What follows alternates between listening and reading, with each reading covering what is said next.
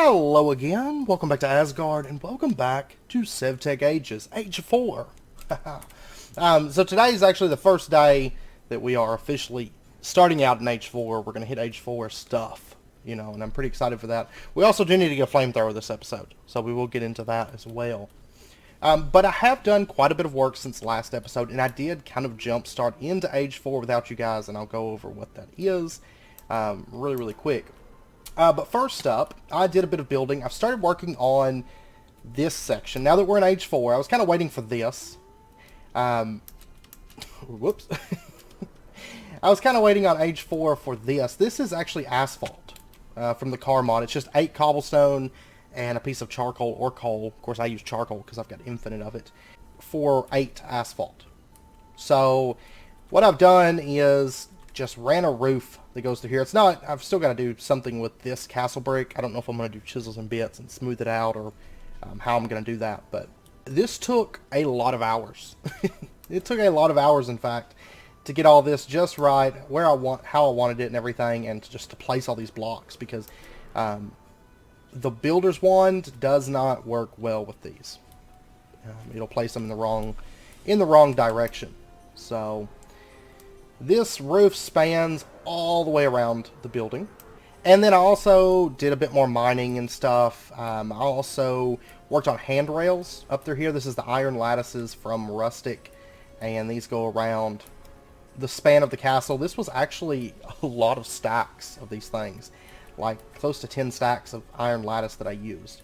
Not just for this railing, but I've done other railings downstairs. So I spent a bit of time working on that. I've also started building out where the walls and stuff of the Astral Sorcery area are going to go. I didn't get as much work up here done as I was originally planning on, because I got sidetracked by the roof, and then I got sidetracked by another project. I also wanted to get that done, but I got sidetracked away from that. But I hope you guys like the roof. It's not all I've done, but it's a big chunk of it. It took a lot of time. And then if we pop downstairs, we can't take my shortcut route anymore because it's blocked off at the moment.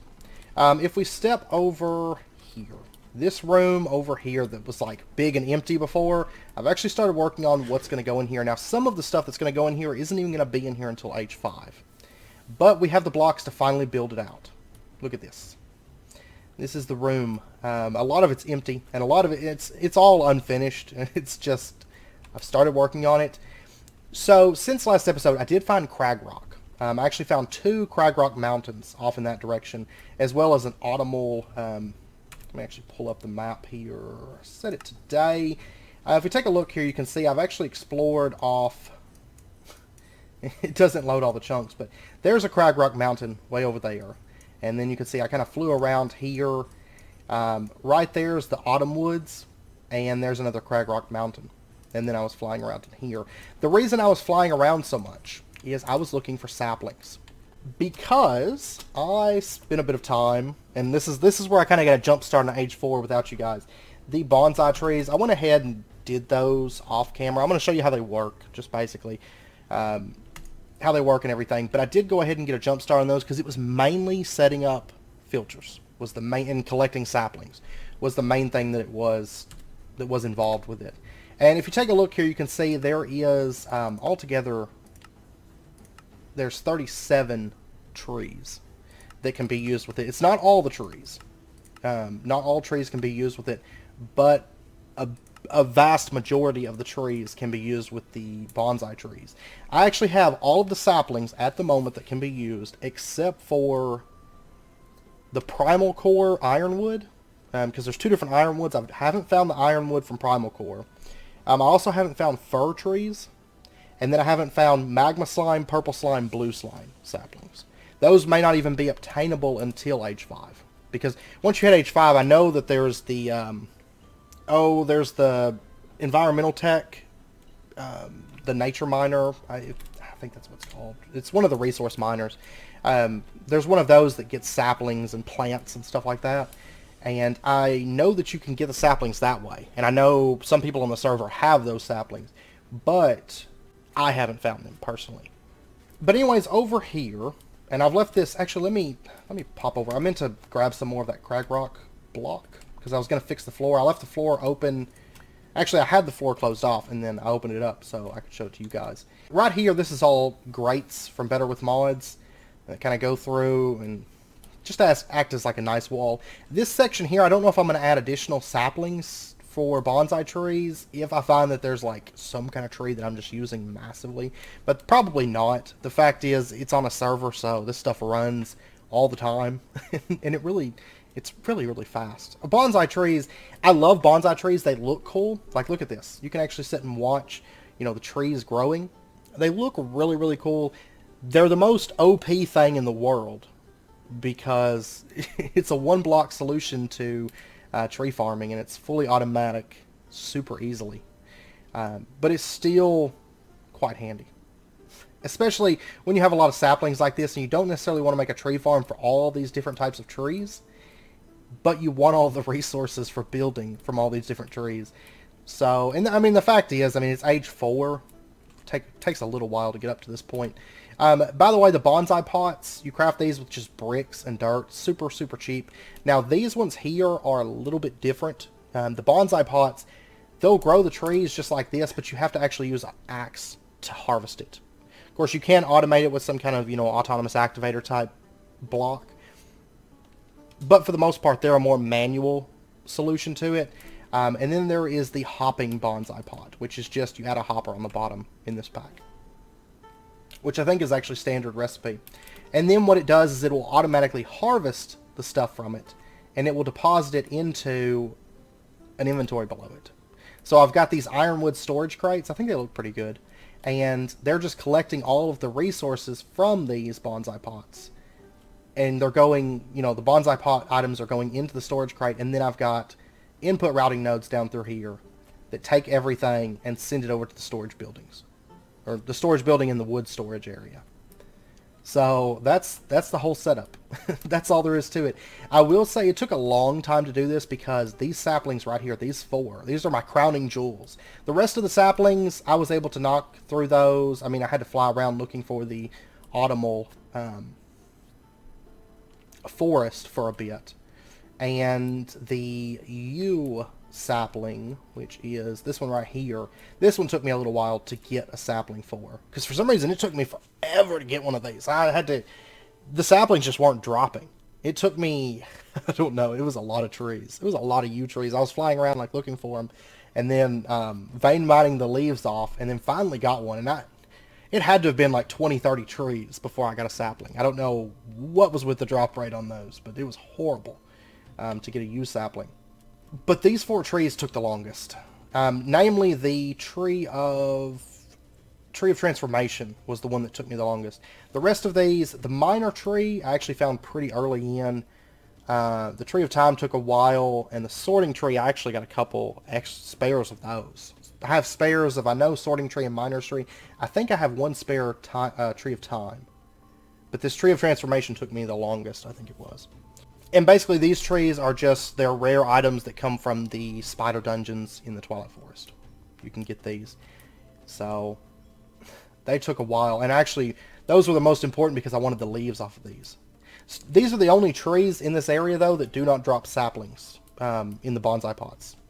Which kind of makes sense because these saplings are super rare. So once you get one, you throw it in a bonsai pot. Of course, you have all the items coming in from it, but you're not going to get any more saplings from it. And I'm just going to clean up the floor here a little bit. There we go. And F7 looks clear. Okay. But yeah, so I spent a bit of time working on these, and I mean, they're honestly, I didn't feel like wasting a whole lot of time covering these. Like I said, it was mainly just setting up filters and connecting this whole system up and collecting saplings.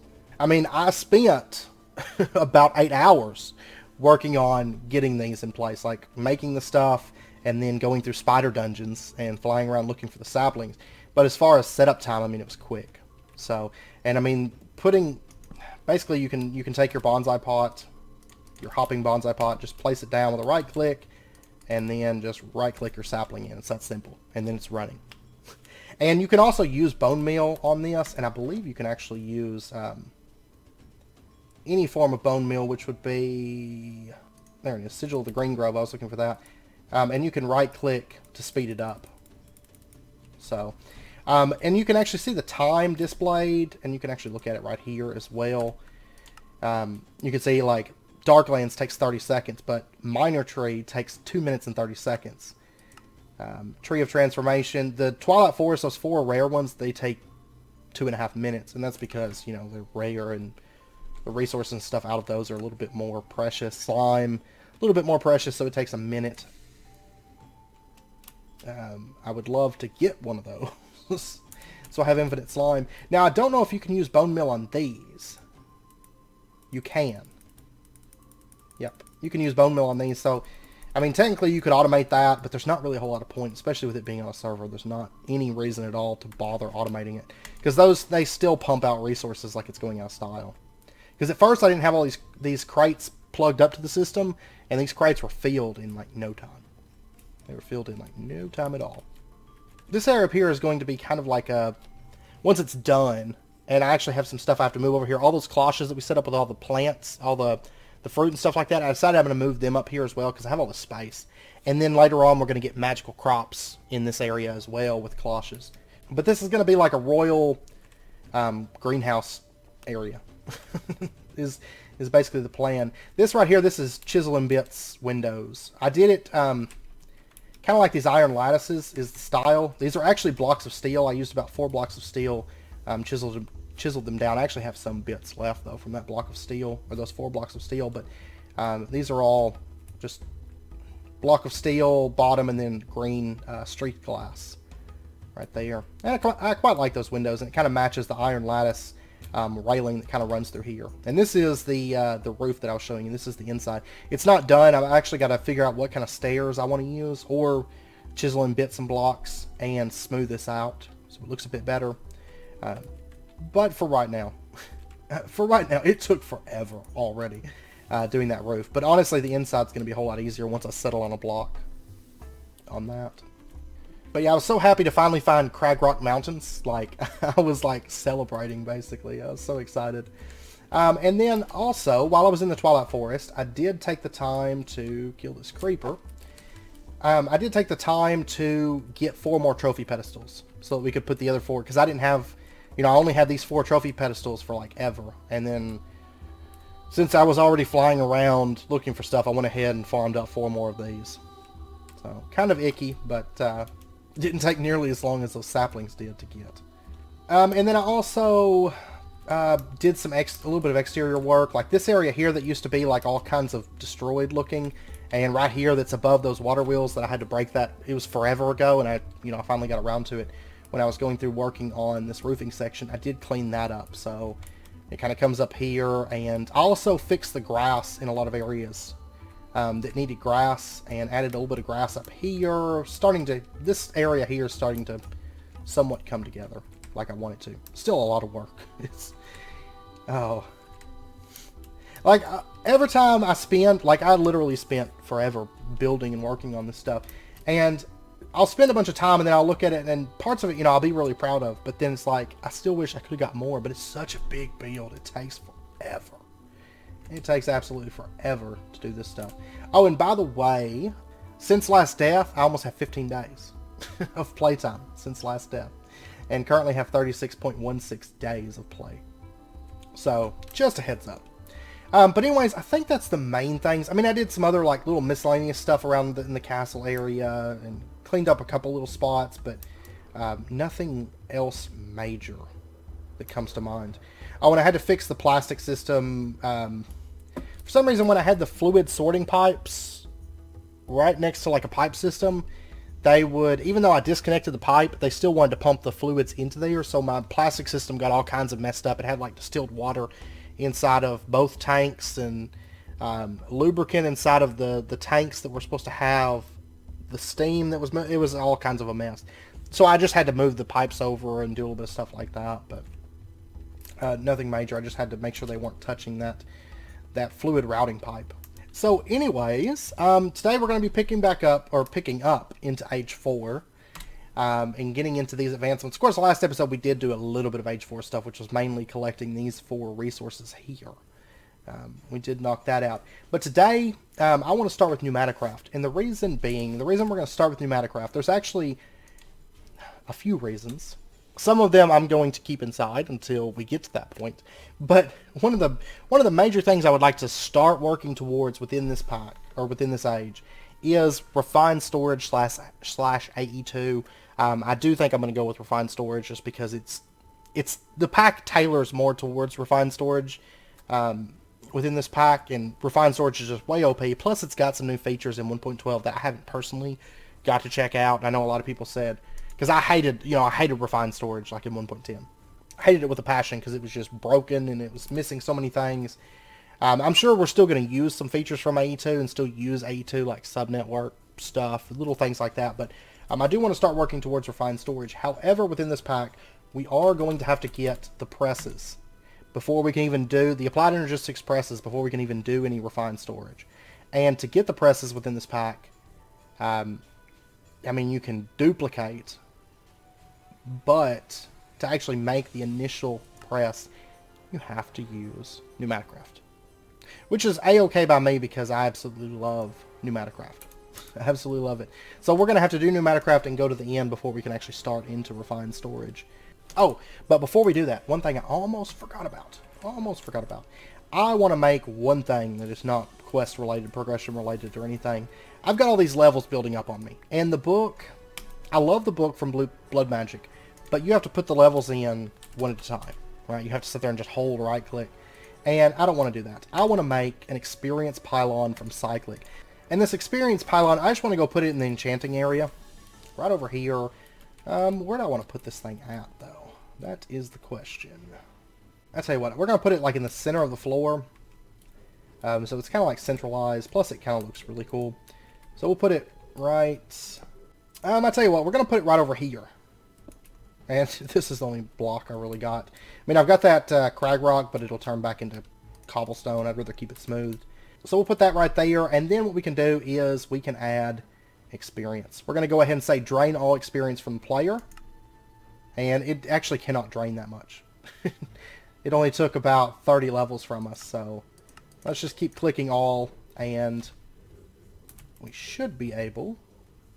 Interesting, it seems to be buggy. And I think it just took all those levels of XP and didn't actually give me anything to show for it. Yeah, see, it's not actually... Oh, that's weird. Yeah, that's a little bit of a problem, I guess. So I just lost all that XP. Like, it doesn't allow me to take it back out. Which is kind of a bummer. Seems to be bugged. And there's going to be some other ways that we can store XP in this age, so we'll get into those later on. But I was just thinking, well, we'll whip up a pylon real quick and use that, but nope. No, we aren't going to, I guess. Okay, so anyways, let's go ahead and start PneumaticCraft then. And the first thing that we're going to have to do is create compressed iron ingots. And this is actually fairly easy. What does it take to make TNT within this pack? Is it standard? It is... Let me just pop over. Let me get a piece of TNT real quick. And, oops, there we... Oh, am I missing... I grabbed too much sand and too little gunpowder. If there's a way that I can mess up a recipe, I will. Always. Alright. And now that we've got that, compressed iron is pretty much your gateway into PneumaticCraft. Now, I will say it's going to get a whole lot easier to make compressed iron. And it's not going to be... It's going to be lossless later on. Right now, it's going to... Basically, we're going to lose about 20% of the iron. We're not going to get 1-for-1 ratio. Because whenever you use TNT to create compressed iron, there is a loss. But I've got a lot of iron, so I'm not terribly concerned about it. So let's go ahead. I'm going to do 5 stacks to start with. We should come out with about 4 stacks of iron, or compressed iron. Because you have about a 20% loss doing it this way. And let's just throw this stuff on the ground. And luckily my castle is made out of like indestructible materials, so I can just do it on the spot. Grab that. And we'll just let this explode and blow up our iron. Pow! And there we go, pneumatic iron ingot. And we got, yeah, almost 4 stacks of compressed iron. Perfect. And if I need to make more of it, I don't mind, because iron is... it's free at the moment, basically. Alright, so the next quest, they have us making the plastic mixer, or the pressure chamber, or the printed circuit board. I'm actually going to start with the plastic mixer, because I would like to go ahead and get that set up. And the plastic mixer is cheap, standard craft. Just 3 pieces of glass, 5 compressed iron ingot. I was actually looking through PneumaticCraft before starting this episode. And I'm actually starting this episode a little bit early, but I wanted to go over the bonsais with you, and I wanted to go ahead and kind of get started with PneumaticCraft, truth be told. But I was looking through PneumaticCraft, and the recipes all seem to be pretty standard within the pack, which is good news, because I definitely don't mind it. But let's go ahead and get ourselves some plastic mixers. I'm going to go ahead and get 16 of these. Go ahead and make 16 of them to start with. And that's going to cover all 16 colors. Because we're going to do this legit. We're going to go serious with PneumaticCraft. There we go. Plastic mixer advancement. Yeah. Honestly, a lot of these advancements we could knock out like mega quick. Like, if I wanted to, might as well. There's pressure chamber wall. And there we go. Like, a lot of, I mean, it's standard craft, so it's all like pretty cheap. I didn't notice too much that was actually changed within the pack. And when you have infinite iron at this point, it's like, whatever. It doesn't matter. I make blocks of steel and just tear them apart with chisels and bits. Okay, so we're going to be working in this area a bit with our PneumaticCraft stuff. Like I said, these cloches are actually going to get pulled up and moved over to that other building. I'll probably have that done by next episode. But anyways, let's go ahead and I'm actually going to... That's our plastic tank right there, which it's not totally filled right now. That's because I don't have any of the liquids being voided. So the liquids are just kind of building up within their respective tanks. And like literally every liquid is filled at the moment except for, you know, the naphtha products. But I do have 64 stacks of plastic sheets, so to be fair, I do have a lot of that. Anyways, let me pop over. Let me get some cobblestone. I'm going to start with cobblestone, and then I'll change it over as per standard. And I mean, a lot of this, as you guys can tell, a lot of this building is work in progress. This whole castle is pretty much work in progress at the moment, but it's steadily coming together. I'm taking the long way, the scenic route through the castle. Okay, so there we go. We got ourselves a cobblestone floor. Woot. A big advancement right there. And let's take our 16 plastic mixers. Now, I will say, if you're just going for efficiency purposes, I mean, having your plastic automated is nice, but I will say that not all plastics, at least in Age 4, I was looking through these, not all plastics are used. Black is used, red is used.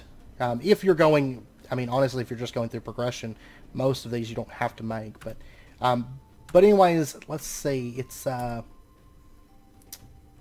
light gray is not used. And I know there's pink. No, pink is used. It's another one somewhere. It's not used for anything at all. Magenta. So magenta and light gray are not used. I mean, even if you're going serious about PneumaticCraft, you don't necessarily have to make light gray or magenta because they're not used for anything at all. But I'm going to make them just because I can. And I'm going to be doing all other 14 colors, so what's 2 more colors, right? So let's go ahead and set up our plastic mixers, and I think I'm going to have these setting... Oh, by the way, at least in my test world, I was able to output to 2 separate liquid nodes from the same input node. So that may be fixed in the most recent update of the pack. Okay, so I'm going to set the plastic mixers up right over near this this tank, actually. And let's see, if we were to stack these, they look alright. I can do something with that. So I'm going to do this double-sided, like that. And like I said, I will end up changing these blocks from cobblestone. Trust me. I just haven't figured out the theme for this room as of yet. So I'm going to double stack these. And then I've got, so I've got 4 left. Yeah, let's just go ahead and bring it out like that. There we go. So we've got all 16 of our plastic mixers placed down. And then what we're going to do to actually transfer the liquids, because we've used a lot of different piping, well, within the last age, we used a lot of different piping nodes and stuff like that. But I think in this case, what we're going to go with is right here, these fluid extraction cables and fluid pipes from Cyclic. Because we haven't used the Cyclic, because Cyclic in 1.12 does have its own item, energy, fluid transfer, like there's the bundled cables that you can make. But we're going to make these, and they do require brick stairs. I think I've actually got, because I made a bunch of bricks. I was making bonsai pots, and I made up a ton of those. Yeah, I've got bricks right here. And these actually craft 8 at a time, so honestly, one craft is going to be enough of that. And then we're also going to need a fluid extraction cable, which is what we extract with. The fluid pipe itself inserts, and then you can also place the fluid in the world. I mean, there's a lot of really nice stuff within Cyclic. They have its own tanks. They have a tank for early game, which sadly, I don't think it was actually available in this pack until like Age 4, for whatever reason. But there's actually a tank within Cyclic that's really, really neat. It's built for like early game liquid transfer, and what you do is you place buckets into it. It actually puts the buckets into the tank. So you still have to carry a bunch of buckets. You have to make a bunch of buckets, but it's a way to kind of make your buckets stack, and then move the tank, and it retains its inventory and all of that. So we also have integrated dynamics. There's a bunch of different pipe systems, and so I'm gonna try to use each of them in different places. But we do have integrated dynamics within this age, and inductive logistics, and yeah. Alright, let's grab some gold nuggets. This place, the crucible over here, I just recently emptied it, but it generally always has nuggets from the, the armor and stuff like that. I need to set up automatic draining for it. I just haven't. I'm cooking down armor is what I'm doing in there, iron and gold armor. But alright, so weighted pressure plate. Let's go ahead and get our fluid extraction cable and our fluid pipes. There we go. And we're pretty much all set. So what we'll do is we'll set up fluid pipes right here. And just connect these up. And then attach a fluid extraction cable right there. And this is going to be able to start draining the liquid plastic. You can see it's pulling that liquid plastic out. And it's depositing it into the plastic mixers here. And I'm going to need to do dyes. I'm gonna have to get red. I think you have to use that's weird. It makes this like super shadow effect on this tank. It's kind of creepy. Let's see. I believe you have to use the dyes, the dye powders. Yeah. So red, green, and blue. Green I have plenty of. Actually, I think I might upgrade to bundled cable. Instead of having just the fluid cable, maybe do bundled cable, and that way I can transfer items through this system and feed the stuff items through there as well, because I'm gonna have to feed it dyes. So yeah, let me go ahead and make some bundled cable, and I also want to make an item extraction cable. Okay, there's our bundled cable and our item extraction cable, and there's one other thing that I'm gonna want, a slotted buffer from inductive logistics. I want one of these. Just a small one will be fine. I only need 3 slots. I don't need even the 12 slots. These things are extremely powerful, by the way. So what we're going to do is craft this chest, iron bars, siding. It's super cheap. Like Age 1 stuff. And I've got everything on hand, so there we go. There's that. And then we're going to break it down and get 2 small ones from it. And I think that's everything I want right now. And then I'm also going to want a node. Just an output node will be fine. Okay, it actually looks like I don't have any output nodes, but I do have some nodes that were running. So I can quickly pop over there and get that. Yeah, there's 64 routing nodes, input nodes. I've got a bunch of input nodes made up, 22 of them. So I'm just going to change like half of these over into output nodes. But for right now, I just need one of them. Okay. And then let's go ahead and grab a connection. Cleared. I'm going to want just an input routing node from our main input routing node system. This is the one that goes to like filtered outputs. And oh yeah, there's one other thing that I'm going to want. Right now the only dye that I have automated is cactus green. We're going to automate the other 2 here in just a second. So let's get the red dye, and I don't have any blue dye. Okay, I'm going to wait on those then. Let's pop back over here. I'm going to have to put a teleposer that connects up to the PneumaticCraft room, I think. And what I want to do is I want to pull up all of this fluid pipes. We don't actually need these. And we're going to go with bundled cable instead. This can transfer energy, can transfer items, can transfer fluids. And then you can have like your, I have a fluid extraction right there. It can plug into the bundled cable and feed items in. You can also feed items in with a hopper or anything like that if you want. Any kind of thing that can pump items into the cables can be used to transfer it. And then let's set up the... Actually, I'll tell you what. We're going to put the buffer setting right here. And these cables are connecting to it. I don't know if they're going to automatically pull the items or not. I guess we'll find out. If not, I'll show you how to disconnect the cables. But we're going to put green dye right there. And we can actually set right here. The slot limit is 12. We can set this down. I'm going to set it to 3 slots.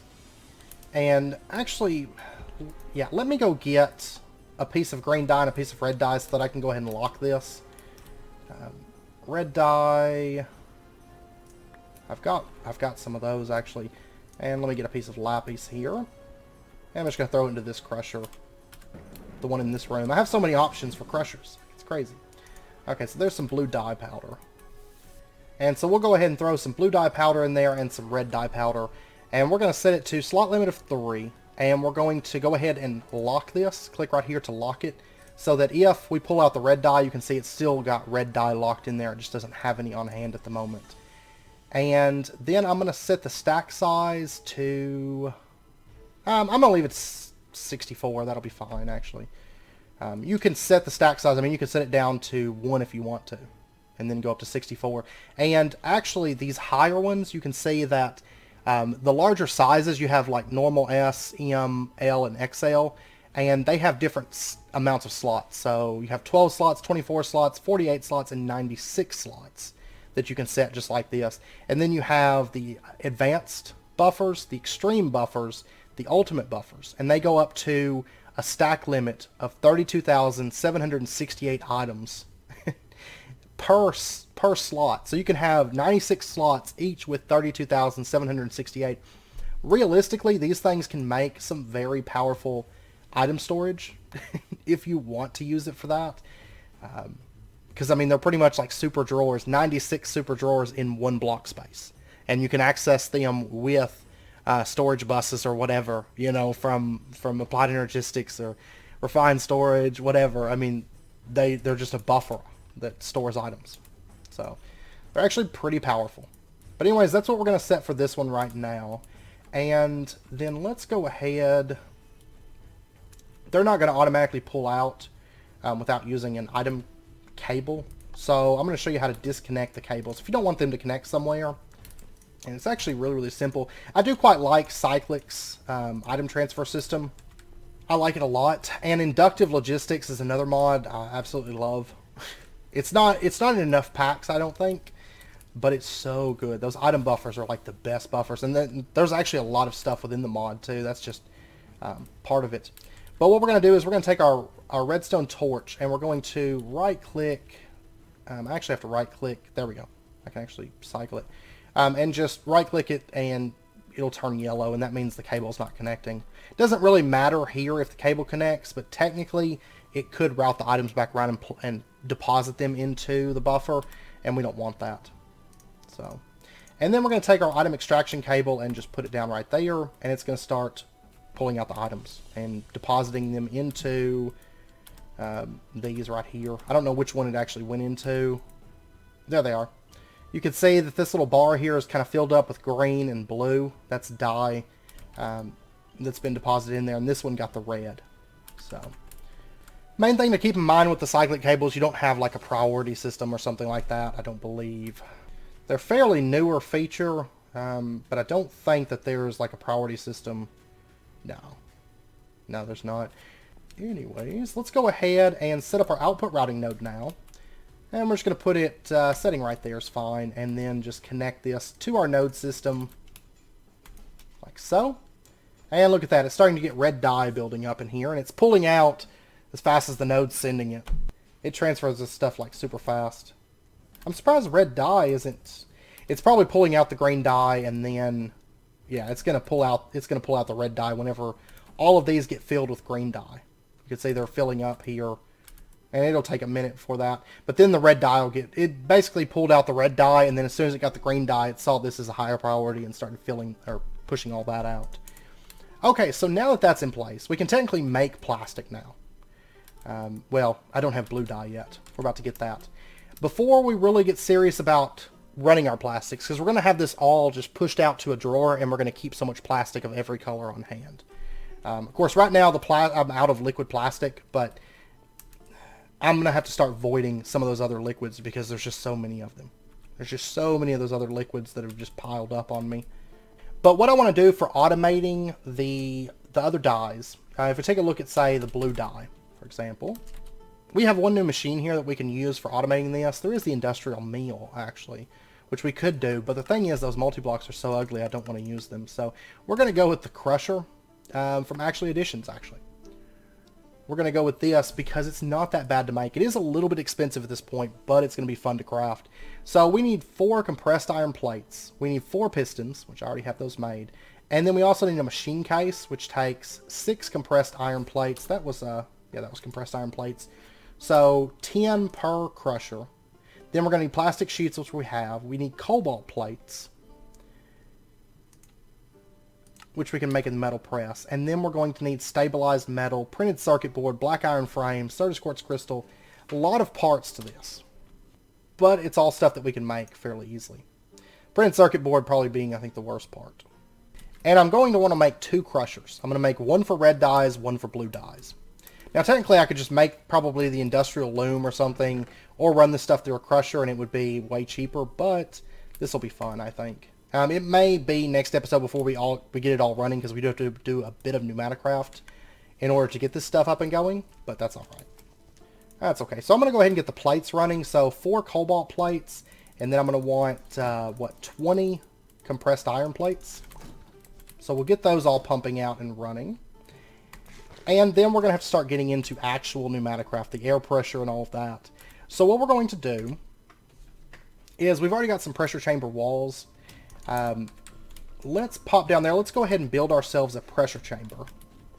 And I mean, technically right now I can make plastic. Whenever we need plastic, I can make it because we are going to need some plastic as we work through automating this. Once we get all this stuff done, we'll be able to fully automate it, which is going to be nice. Okay, so we're going to build ourselves a pressure chamber, and we're going to start with a 3x3. I will end up upgrading these pretty quick, but the thing is, making a 3x3 first, it's a little bit quicker to fill it, which will be nice. So what we're going to do is, do I want to do a 3x3 or do I want to do a 5x5? I'm tempted to just go ahead and do a 5x5. Because I don't mind waiting for it to fill. It is going to take a little bit longer to fill, but I plan on doing a good air pressure system from the get-go, like a decent one, and then we'll expand on it once we get like advanced compressors and stuff like that. So we're going to go ahead and just put down pressure chamber walls. And like I said, I mean, you can do this as a 3x3, a 4x4, or a 5x5. We're going to go ahead and just go big. As per usual. I mean, long term, we're going to have quite a few of these because they work as air storage, but then you can also use them for crafting as well. This is basically, you know, if you want like a capacitor bank of PneumaticCraft, this is the capacitor bank of PneumaticCraft. So we're going to start with a 5x5 floor, and then we're going to bring this up, and we'll go ahead and put in the borders first, and we're going to just use pressure chamber walls for the borders on this. I like having the 5x5 because the 3x3, you just don't have a whole lot of room for like windows. You can't really like, technically you have space for like one window, but it's just like a little peek through window, and it you can't really tell what's going on half the time with it, and it's just, it's no fun. So alright, so there we go. We got ourselves our 5x5, and then let's go ahead and make the pressure chamber windows next up. These are crafted with just glass and then 8 compressed iron. Easy enough. Let's go ahead and do quite a few of these. Well, actually, I think I just want a window on the front, so I'm going to need 2 crafts to start with. So we'll just place it out just like that, so we have a nice window to look through, and we don't have to have any like valves or anything plugged up to the front. We can just kind of look and see what's going on inside of there. And then next up, we're going to want to get ourselves a pressure chamber valve. This right here, and we're going to have to make pressure tubes. And we're not actually producing any pressure yet. We will. I'm just going to start with the pressure chamber first. So it's crafted just 2 steel, or 2 compressed iron, and then glass. If I accidentally say steel, just a heads up, I probably mean compressed iron. And then you can make, there's a couple different recipes here. I'm just going to go ahead and make one is fine. Okay, so pressure tube, pressure chamber wall, there we go. There is our valve. And I'm going to put the valve just sitting on the back side, like right here. And this is used to pump air pressure into the tank, is what this is for. And then we're going to have to set up our interfaces. So I want to do pressure chamber interface. Some packs have this uncraftable at the start, and it drives me insane because you have to actually like break open the pressure chamber and climb inside to get your items out. And it's no fun. It's no fun at all. And the interfaces, we're just going to put these over here, I think. We'll have, let's see, that is input and it outputs into the tank. You can see if it has an I, that's the side that it inputs, and the O means it outputs. And I actually want to reverse that. I want the input here, output facing out on the bottom, and then out here I want to do input, output. And so basically this is going to input from the exterior of the chamber and input and then output into the chamber. This is going to input from the chamber and output outside the chamber. So that's how that works. And then let's go ahead and see, PneumaticCraft has some really nice hoppers. I actually want to get those. They're kind of like the liquid hoppers. These right here, the omnidirectional hoppers. I want to make just a couple of these. And these are nice because you can see past them. Like normal hoppers take up like a whole block space. And, you know, you can't see behind them in a lot of cases. But these are nice because you can place them however. And, you know, you can have the hopper, you know, just like the liquid ones where you can have the insert off in, you know, on this side or upside down or however you want it. You can do the same thing with these. Alright, so what we're going to do is let's pop up above this and let's put a hopper feeding into this interface just like a standard hopper would. But see, I can actually access the interface from this side. If I can click on it past the omnidirectional hopper, which is quite nice. And then over here, technically I could put just a chest right there, but I want a hopper so that I can actually access the interface. And so what we're going to do is we're going to place the hopper setting like that. Well, actually, I'm not going to be able to access the interface that way. I mean, you can rotate it and move it and stuff, which would be fine. But I think I'd rather have something that's a little bit more permanent. So what we're going to do instead is, let's see. Yeah, I can access the interface, like, standing right here. That'll be fine. I'll just put the chest butted up against the interface for right now. Later on, we'll have a system that is probably going to look a whole lot better, but a different kind of chest, and it fully automated and stuff. But right now, it's kind of manual. So I'm just going to do just a chest right there. That'll be fine. And then the rest of this, we just have to fill up with any kind of pressure block. So I'm going to go ahead and just use pressure chamber valve, or pressure chamber walls right here. Just like that. And then, actually, I tell you what, let's go ahead, instead of having just one pressure chamber valve, let me make 5 more. And this is actually a little bit more expensive. I could just use one valve. Like, there's this recipe here. I know that it's there to make 4, but I don't care. I have like infinite resources, so I'm not too worried about it. So let's just put these setting. I'm actually going to put 3 pressure chamber valves right here. I'm going to put 1 pressure chamber valve setting right here, is what I'm going to do. I slightly changed my mind a little bit. And then the rest of this, I'm just going to fill out with pressure chamber walls. And then I'm going to need some more of these. I might actually have to, because I've got a couple things that I want to craft before we get this. I might actually have to make more iron. That's fine, though. I don't mind it. Because iron is a dime a dozen. There we go. Our multi-block is formed. So we have this big pressure chamber. 5x5. Our first 5x5 of quite a few. Of quite a few of them. Okay, so before we can actually use this thing, though, we are going to need some air pressure. And to do that, we need to make a compressor. Now, there's 2 different types of compressors. There's liquid-based compressors, and there's also a solid-based compressor that takes, like, coal. Here it is. This right here. And the liquid compressor does require the solid compressor to craft it. So I'm going to go ahead and make up 3 of these. And yeah, I'm going to want more compressed iron. So let me actually make up another, I don't know, couple stacks of that. If I didn't make all these plastic mixers like right out the gate, I could have pulled it all off with the iron that I had by far, and especially if I wasn't making a 5x5 pressure chamber. But like I said, I'm actually not terribly concerned with resource costs. I have like infinite of like everything. Okay, so the compressor requires a furnace. Like I said, I'm going to go ahead and make 3 of these. We're going to start with 3 that are dedicated to that one air compressor.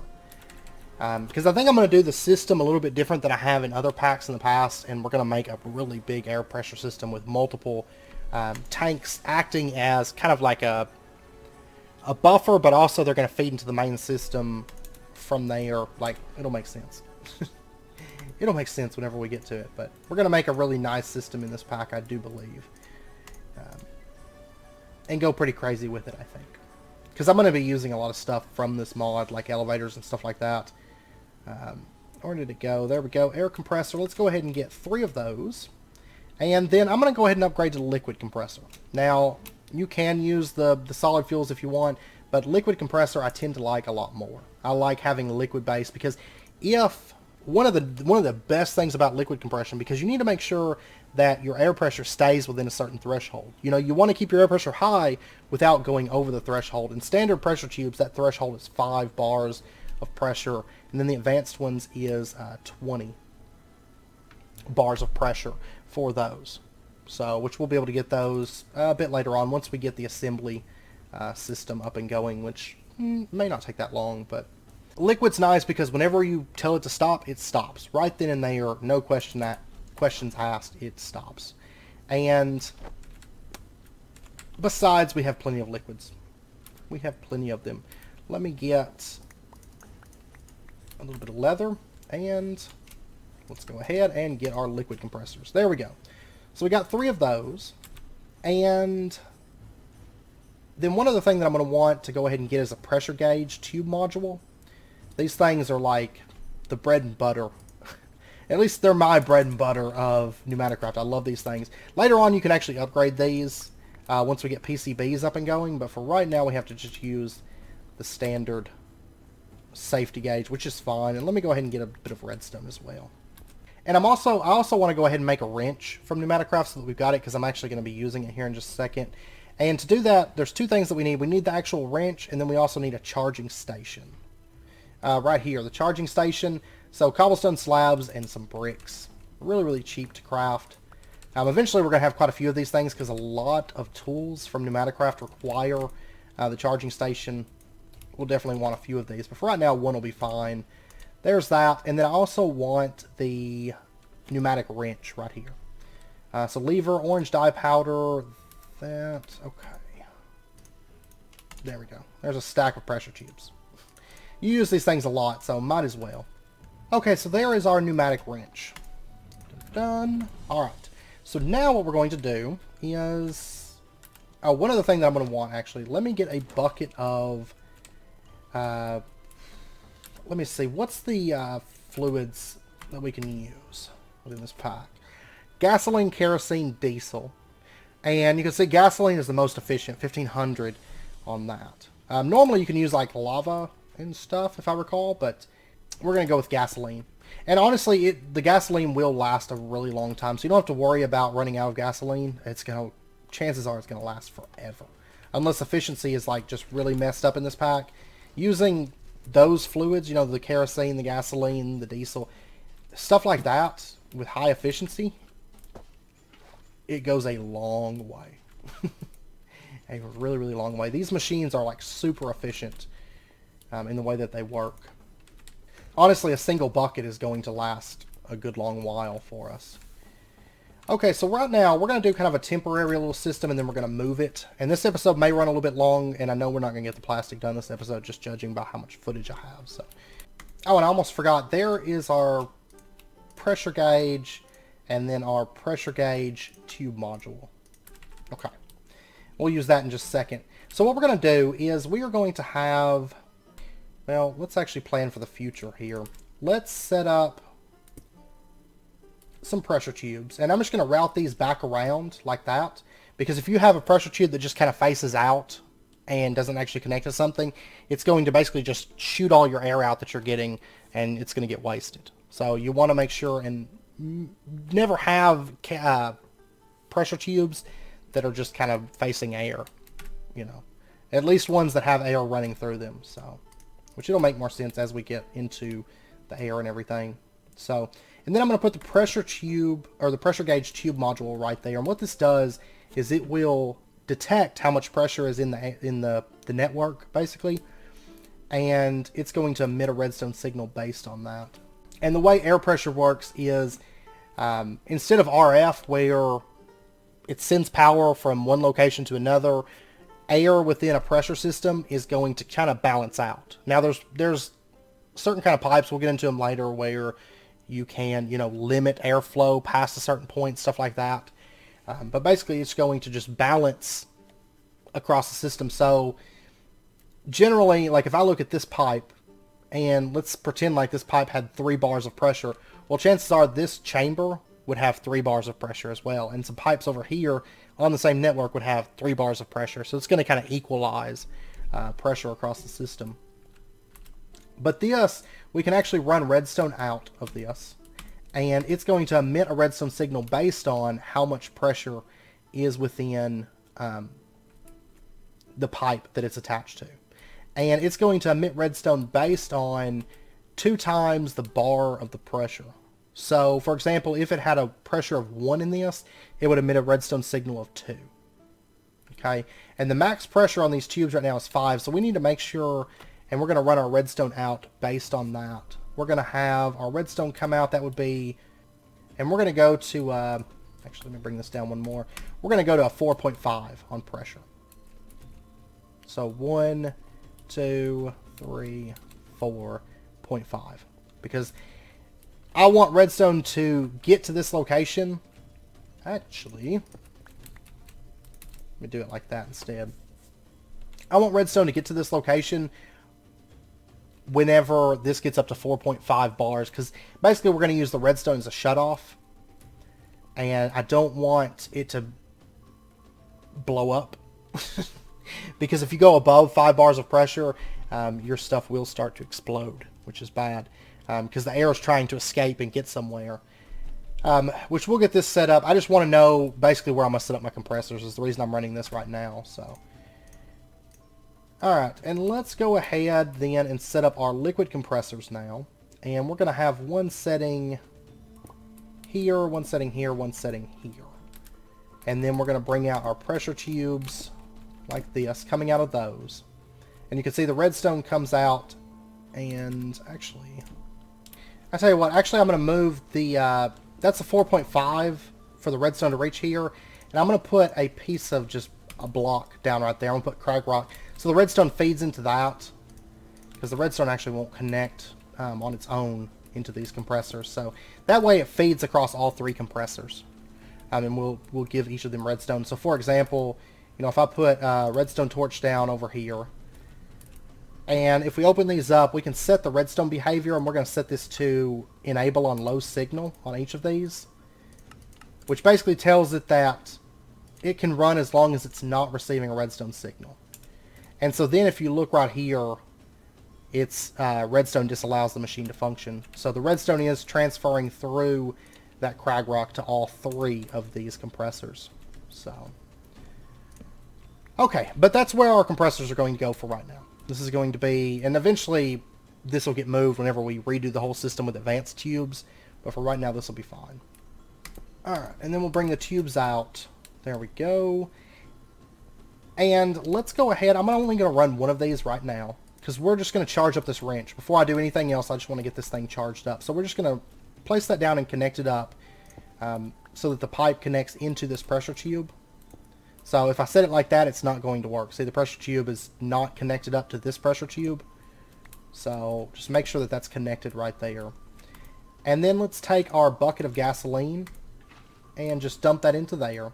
And you can see that this is starting to eat through the gasoline. You can see that that little pressure bar right there is steadily going up. And you can see in the pressure tube right there, it's 0.3 bars, 0.4 bars, and so on. And you can see right here in the charging station, it is 0.4, 0.5 bars, and so on. So what we're going to do then is we're going to take our pneumatic wrench and we're just going to right click this into our charging station. Oh, whoop. Sorry. We're going to open up our charging station and to put it in there. My bad. I wonder why it was working without pressure. I didn't think it would actually do that without pressure. So maybe I didn't even need the charging station. I learned something. I've done PneumaticCraft so many times, I never realized that was a thing. So maybe I actually don't need all that. So what we're going to do anyways is we're going to take and we're going to plug up pressure tubes to all 3 of these inputs. And then we're going to take our wrench and we're just going to right click and right click. Because I don't want these to connect together. I'm going to have each of these air compressors having their own individual lines. That way, one of the major problems with running all your air pressure through one single line is it's not going to be getting pushed out of the system fast enough. So you're going to have spots in your pipes where a lot of inputs are going through at the same spot. If you don't have your inputs in different locations, you know, if you have them all centralized. And what's going to happen is air pressure is going to build up in that specific spot and not equalize throughout the system fast enough, and it's going to cause an explosion at that pipe location. So I'm going to have, and really with basic compressors it's not that important, but this way I'll be able to just upgrade these, just, you know, do it, and it'll make our lives a little bit easier in truth. So what we're going to do is then we're going to bring our pipes up like this and just run them back along through here and just bring them around this corner like so. And I'm going to have to go through and break off a lot of connections because I'm going to have multiple pipes running through here. So we'll have another pipe right here that connects over to that, and I want to break off all of these connections. Sound effect on this thing is like one of the best sound effects ever. I love this wrench. Honestly, PneumaticCraft in general is just one of those mods that I wish every mod ever made had as much attention to detail as PneumaticCraft does. This one is actually a little bit more tricky because I'm going to run it over in this direction, and I'll snip off that connection there. And then I'll just bring it over like this. And it doesn't matter, like where the redstone's connecting, that doesn't really matter. The redstone, basically there's different pipe modules, kind of like that. Oh, that already exploded. See? And I lost an air pressure, or an air compressor right there. That's what we want to avoid. I wasn't paying any attention to it. That was my bad. So it had reached, basically what had happened is it had reached the 5 bars of pressure and just exploded. So that's fine. I'm not too worried about it. Those things are cheap. It's not going to be an issue once we have this plugged up properly because we have redstone in place to prevent that from happening. Okay, let me go make another air compressor real quick, and I'll be right back. Okay, and I just noticed the time. We're getting pretty close to wrapping up point. Might be a little bit over, but we're almost done for this episode, and then we'll pick back up. We're kind of in the middle of a project, but we'll finish it out next episode, so just a heads up. But anyways, now what I want to do, I got the other air compressor placed down, so we have all 3 of those down. Let's go ahead and set ourselves up an input node for, and this is for the gasoline, because if you recall, gasoline was the highest efficiency fuel when we looked at the fluids that we could use.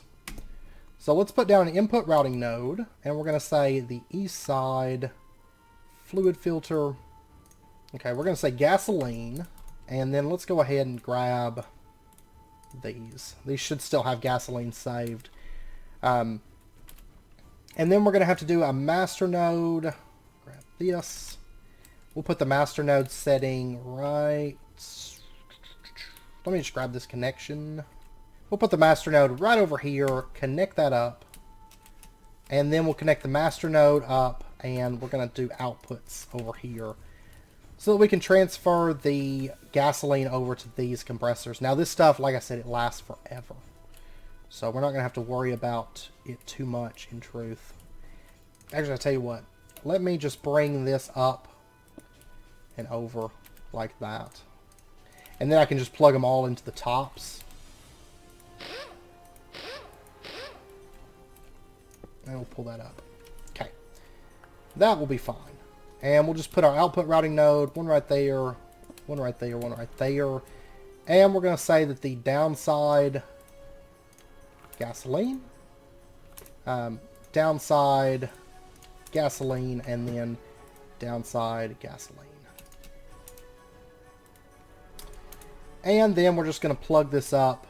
And we're going to try to have all three of them going to the same node.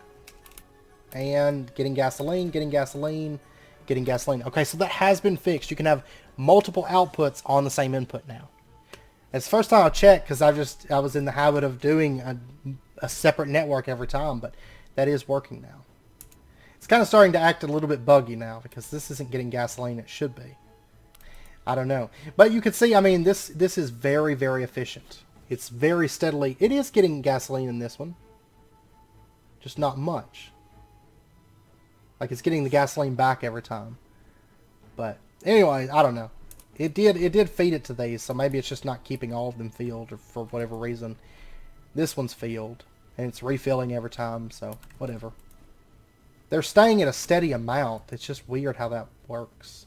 I don't know, but anyways, you can see that the air pressure in this is steadily going up. Very, very steadily. And it's going to take a while for this to go up. You can see that it's going up a lot slower than the last time that we set it up, because it was like 0.1, 0.2, 0.3. It's going up way slower. It's only at a 0.2 right now, and that's with 3 compressors running. And that is due to the fact that this one actually has a 0.3 bar right now. Interesting. Interesting. But it's starting to equalize. There we go. Now all 3 of them have a 0.3. But if we come over here and look at the pressure chamber and we open this up, you can see that it's steadily going up as well. It's at a 0.1 bar of pressure.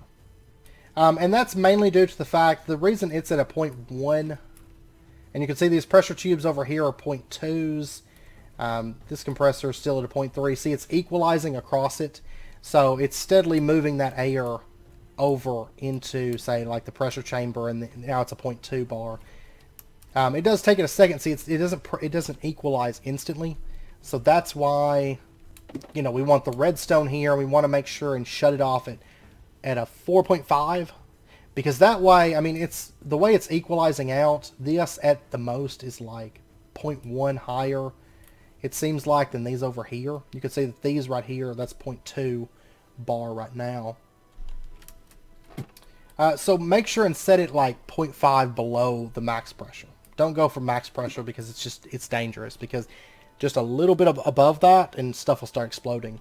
So like this over here is 0.1 below the pressure on this end, because this is where the pressure, you know, the air is coming out. So it's kind of equalizing across the system. So by the time this hits a 5, this would be at like a 5.1 or 5.2, and it would cause an explosion over here. So that's why you want to make sure and set it at a 4.5. That's like kind of the sweet spot for starting out. Later on, it'll be a lot easier because we'll have advanced pressure tubes and advanced tube modules and stuff like that. So, and you can see, I mean, it's using up gasoline extremely slowly. But this right here, like the 1500, that's how many liters, I think, yeah, liters of air. Is that right? Yeah. I know liters is fluids. I think it's used for air as well. But anyways, that's how much air is created per bucket of that fluid. So, I mean, that's 1500, that's a lot of air. That is actually a ton of air. So, for it to use a full 1,000 millibuckets is going to take a good while. Even with a 5x5 pressure chamber that has to fill up, it's probably not even going to use a full bucket. I mean, that's why you might as well just go with the gasoline. It's super efficient fuel, and it's going to last forever. Okay, and you can see right now it's a 0.5 bar. It's not even in redstone yet because it actually registers the 0.5 bar a little bit before it'll show a 0.5 bar there, but it actually kind of just rounds it up. So it's not going to start emitting for just a second. It'll take a minute before it actually emits the first bar of redstone signal. It's going to take a really long time. Well, I say a really long time. It'll take about an hour probably for this system to fill up, and that's If you're doing a 3x3 pressure chamber, it's going to take a lot less time for you. But doing the 5x5, this thing stores, like, right here is your pressure. You can see how many milliliters of air that you have. So you can see right here, this thing, it actually has a lot of air in there. But it's so big that it takes a while for this thing to fill up. There's a lot of air storage within there. But that's registering a 0.6. Yeah, see, there we go. This is now, it was a 0.5 and then it just now jumped to a 0.6, but it's emitting its first bar of redstone. So then that's at a 0.5, and then it'll be 1, 1.5, 2, 2.5, 3, 3.54, and 4.5, and it'll activate that and shut off these compressors when that happens. So it's probably, these compressors are probably going to get up to about a 4.7, I'm imagining, because this is all registering as a 0.6 now. So this is probably going to get up to a 4.7 or 4.6 even, maybe, whenever this shuts off. So we don't have to worry about this exploding. You guys did get to see an explosion, though, but hopefully you won't see a whole lot of those on here. And then let's go ahead. We're going to set down our charging station just so we have it, because I do plan on using it. I'm just going to plug it in right there. You could plug it in pretty much wherever. We'll have it sitting right there, and I'm going to go ahead and throw a pneumatic wrench in there because... Oops. I'm going to do that like every time, I swear. We'll go ahead and just put it into there and let our pneumatic wrench start charging. Now your tools from PneumaticCraft, like the wrench and stuff like that, you can see it's at a 0.7 bar right now, and there's 0.8 bars of pressure. It's equalizing. There's 0.8. It's going to only be able to be charged up to what your air system has. So for example, you can see the pneumatic wrench, you can see the limit here is 20 on the charging station. And I believe the pneumatic wrench, I think the cap on that is like 10 or something, right? I want to say... Yeah. Max wrench is 10 bar, but the charging station can actually store up to 20 bars of pressure. You don't have to worry about your tools exploding when they're put in the charging station.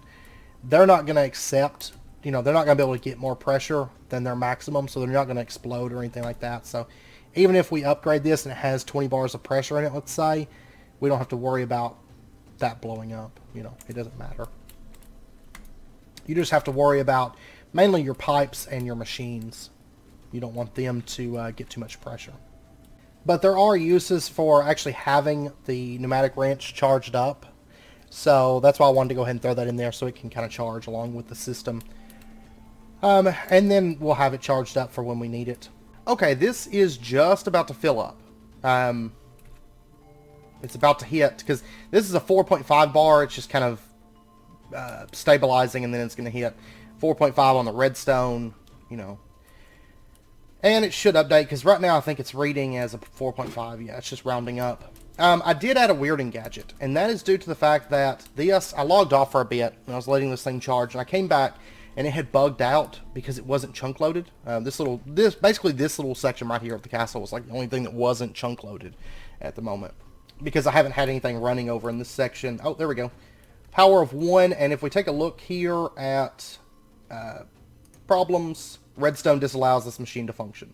So these are going to stop producing any steam, or any air, any air pressure. So this has basically stopped, and it's setting right at a 4.5 bar pressure. Now later on we'll make it a bit more powerful once we get PCBs up and going. So maybe next episode, maybe the episode after, we'll see. There we go. That is a full safety thing. Now there's also safety valves that you can do, these right here. And I know a lot of people use these to control their air pressure, but redstone is better. Safety tube modules will probably still end up using those. I'm not going to use them right now because I actually don't need them. But once we get a bigger system, it's just kind of like as a safety, not as pressure control, because redstone makes perfect pressure control, but the safety tube module will be nice for just in case, a certain intersection or something like that gets a little bit too much air. Then it can get rid of the air for us, and so we don't have any real chance of explosions, hopefully. But honestly, for right now, the redstone is perfect. That's an easy, quick system right there. And so technically we're ready to craft with this. We're not going to craft until next episode because I know it's wrapping up point. But yeah, the weirding gadget, I put that down because when I came back after logging off for a little bit, This had kind of bugged since it wasn't chunk loaded, and it was basically just, I guess it didn't see this as a foreign multi-block, and it was just pushing the air through the chamber and acting like it was just dumping the air into the world. It was making the psst sound, you know, and that was where there wasn't any explosions or anything like that. It was setting it like a 0.2 bars, and it was just pushing the air into the world. So I had to reform the multi-block, but it seems to be working fine since I dropped the Weirding gadget down. Seems perfect. And if you take a look here, the pneumatic wrench is charged up to a 4.5 bar pressure as well, and you can see there's no air flowing because everything's off. It's setting at a 4.5, and it's not going to degrade at all. Like, I could come back 10 days from now and it's still going to be a 4.5 bar pressure until we actually start using something from it. Now, one other thing that I would like to get crafted, just so that we're primed and ready for next episode, because next episode we're going to get into actually using that. We're going to get into automating the plastic, making the machine bases, but I want to go ahead and craft an Amadron tablet. We're not going to use it this episode, but I want to go ahead and make it so I can go ahead and charge it, basically. And it will give us an excuse to make some plastic at long last. So this requires red plastic, 4 pieces, and then some gray plastic to craft it. And so we're going to go ahead, I went ahead and made up some dye powder. We'll just dump that into there. We'll dump that into there. And then what we're going to do, we're going to go ahead and just lock these with the selections. Now, next episode, we'll get all of these locked. But for right now, we're going to say we're going to lock selection and we're going to hit green plastic. And so it's going to make green plastic. Now, you can also make it one at a time if you want by just clicking. But I'd rather just go ahead and do that just because we can. So I'm going to grab, oh, I didn't need green plastic. I need gray plastic. Whoops. That's fine. I'll just pop over here. That'll be all right. Let me grab a little bit of this blue dye powder. And over here, we're going to say this side's going to be gray. Is it gray or light gray? Gray. Okay. We're going to say gray plastic.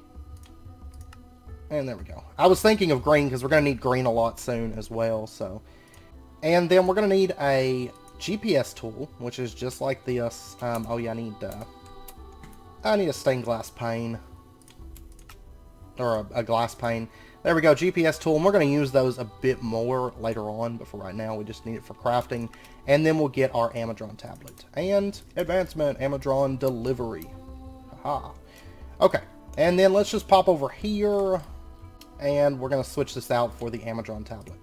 So these may kick back on in a minute as the pressure goes down, because it's going to be charging up this Amadron tablet, but that'll be alright, because it'll kick back on, it'll run until it's filled, and then it'll kick back off. And that puts us at a really good spot for next episode. We'll be able to kick right into next episode and get, we'll get into using the pressure chamber, making PCBs, using the Amadron tablet. There's actually a really good recipe for stabilized metal that we're going to be using to make, I mean, we basically got free stabilized metal in H4. So, and these plastics, I'm just going to go ahead and put these in, and I like to keep these organized. It's easy to find what you're missing. So I'm just going to put it in like that. So this is where we're going to have our plastics automated next episode. So, but yeah, next episode we'll probably get that advancement, and we might even get into the assembly platform. I don't know for sure. It would make the PCBs a whole lot easier to like mass produce. But I think the first 2 PCBs, they're not really that bad to make in truth, regardless. And so the first 2 that we make are going to be for the crushers. Anyways, I know it's past wrapping up point, well past wrapping up point, so I do apologize. It did run a little bit over today, but we got quite a bit done, so I'm happy. I'm happy with it. But anyways, I hope you guys enjoyed the episode. If you guys have any questions, I tried to cover this. I mean, I know we were kind of jumping around because I'm started the plastic system, then I was like, oh yeah, I need PCBs, and so I popped over to here. But if you guys have any questions, let me know down in the comments. I'll do my best to get those answered for you. And of course, we are going to get more into the modules and upgrades and stuff like that as we go through PneumaticCraft. So this is just basically getting the baseline starting stuff down for PneumaticCraft, and then we'll expand on it, in the coming episodes. So anyways, I hope you guys enjoyed it. If you did, as always, be sure and hit that like button and go ahead and subscribe if you're not already to stay updated with when new videos come out. And I hope to see you guys next time. So until then, as always, do take care, stay safe, and I'll see you guys then.